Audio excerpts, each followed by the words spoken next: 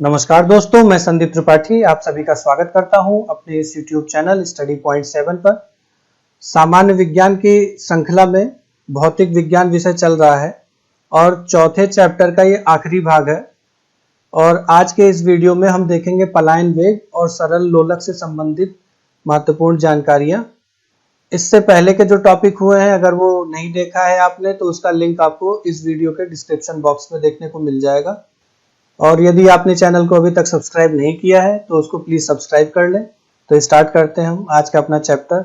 गुरुत्व के अधीन गति के आखिरी भाग में हम निम्नलिखित महत्वपूर्ण टॉपिक देखेंगे, जैसे पलायन वेग, कक्षीय चाल एवं पलायन वेग के बीच का संबंध, सरल आवर्त गति, सरल लोलक का आवर्तकाल। तो स्टार्ट करते हैं हम पलायन वेग से। तो पलायन वेग होता क्या है कि जब किसी वस्तु को हम ऊपर की ओर फेंकते हैं और वह यदि पृथ्वी के गुरुत्वीय क्षेत्र से बाहर निकल जाए और वापस लौटकर पृथ्वी पर ना आए तो वह जो वेग होगा उसको पलायन वेग कहा जाएगा। अब वस्तु को पलायन वेग से प्रक्षेपित करने के लिए इसमें जो प्रयुक्त ऊर्जा होगी, जो गतिज ऊर्जा होगी, उसी को हम क्या बोलेंगे? पलायन ऊर्जा बोलेंगे। अब मान लीजिए कि यदि पृथ्वी का द्रव्यमान me से दर्शाया जाए और पृथ्वी की त्रिज्या re से दर्शाया जाए और गुरुत्वाकर्षण स्थिरांक को कैपिटल G से दर्शाया जाए, तो इसके आधार पर जो पलायन वेग निकल करके आएगा वो VE यानी कि पलायन वेग इक्वल्स टू √2gme/re। तो ये इसका फॉर्मूला बनेगा। और एक बात यहाँ से ये साबित होती है कि जो पलायन वेग है इसका पिंड के द्रव्यमान पर कोई निर्भरता नहीं है। तो अगर यदि पृथ्वी का जो गुरुत्वीय त्वरण है अगर उसको स्मॉल g मान ले, तो जैसा हमने प्रीवियस वीडियो में देखा था, अगर नहीं देखा है तो उसका लिंक आपको वीडियो डिस्क्रिप्शन में देखने को मिल जाएगा, उसको जरूर देखें। तो g इक्वल्स टू gme/re²। अब gme क्या होगा? ये g_re² के इक्वल हो जाएगा। तो अब हम इस gme की वैल्यू को ऊपर दिए गए फॉर्मूला में रख देंगे, यहाँ पर रख देंगे। तो क्या हो जाएगा? जो एस्केप वेलोसिटी यानी कि जो पलायन वेग होगा वो क्या हो जाएगा? √2gre²/re। तो यहाँ से re एक कैंसिल हो जाएगा, तो क्या बचेगा? VE इक्वल्स टू √2gre बचेगा। अब ये जो वैल्यू है, जो g की वैल्यू है 9.8, इसको यहाँ पे पुट कर दें और re यानी कि जो पृथ्वी की त्रिज्या है अगर इसकी वैल्यू पुट कर दें तो हमें एक निश्चित मान मिलता है, वो 11.2 × 10⁻³ मीटर पर सेकंड मिलता है।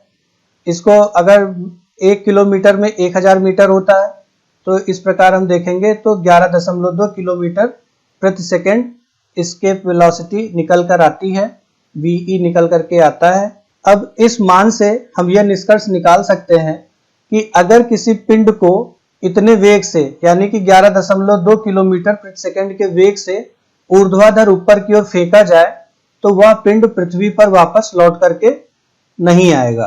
तो ये था पलायन वेग। अगर ये टॉपिक आपको समझ में आया है तो इस वीडियो को तो एक लाइक बनता है, एक लाइक आप कर सकते हैं और सब्सक्राइब कर लीजिए तो बहुत अच्छी बात है। आइए अब देखते हैं हम कक्षीय चाल एवं पलायन वेग में संबंध। तो किसी उपग्रह की कक्षीय चाल का क्या मतलब है कि वो अपने ग्रह के चारों ओर जिस चाल से भ्रमण करता है, परिभ्रमण करता है, उसी को हम क्या बोलते हैं? कक्षीय चाल बोलते हैं। और इसको अगर मान ले तो जैसे V0 इसको हम मान ले, और पृथ्वी के तल से अगर किसी वस्तु को प्रक्षेपित किया जा रहा है, जैसे रॉकेट को लॉन्च किया जा रहा है, किसी वस्तु को प्रक्षेपित किया जा रहा है, तो प्रक्षेपण में जो उसका पलायन वेग है उसको हमने VE माना है। तो इन दोनों के बीच में क्या है? संबंध है, वो VE इक्वल्स टू √V0 है, यानी कि वस्तु का पलायन वेग बराबर √2 उपग्रह की कक्षीय चाल। तो आपने पढ़ा होगा अभिकेंद्र बल के बारे में, तो उसके अनुसार देखेंगे तो यदि पृथ्वी के चारों ओर चक्कर काटते किसी उपग्रह की कक्षीय चाल √2 गुना अगर बढ़ा दिया जाए तो वह उपग्रह अपनी कक्षा छोड़कर पलायन कर जाएगा। तो ये था उपग्रह के कक्षीय चाल और किसी वस्तु के पलायन वेग के बीच का संबंध। आइए अब देखते हैं हम सरल आवर्त गति। तो सरल आवर्त गति को समझने के लिए हम इस चित्र को एक बार देख लेते हैं। तो इसमें 4 मुख्य बिंदु हैं।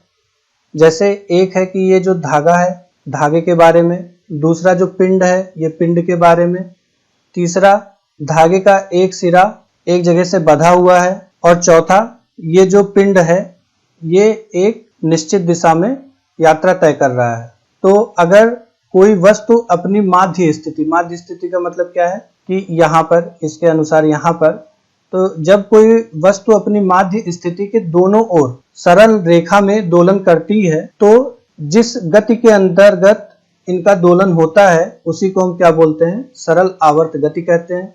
तो सरल लोलक को समझने के लिए दो सटीक एग्जाम्पल आपके सामने है। पहला है स्प्रिंग से लटके किसी पिंड का दोलन हो गया, और दूसरा सरल लोलक का दोलन हो गया।